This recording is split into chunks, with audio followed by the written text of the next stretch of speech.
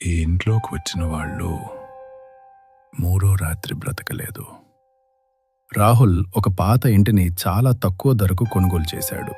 అందరూ ఆ ఇంటిని దూరంగా ఉంచేవారు. అమ్మిన వ్యక్తి ఒక మాట మాత్రమే చెప్పాడు. ఏం జరిగినా మూడో రాత్రి తలుపు తెరవద్దు. మొదటి 2 రాత్రులు ఏమీ కాలేదు. కాని మూడో రాత్రి తలుపు దగ్గర ఎవరో తట్టారు.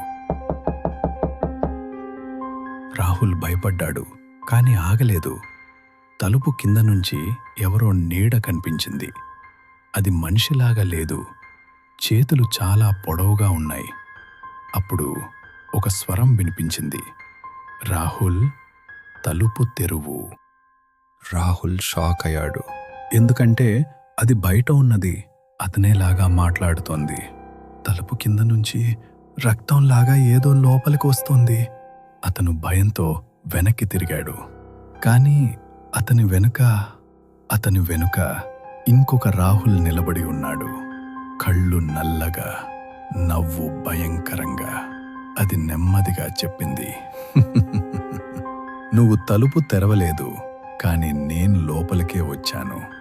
మరుసటి రోజు నిజమైన రాహుల్ తలుపు బయట కనిపించాడు.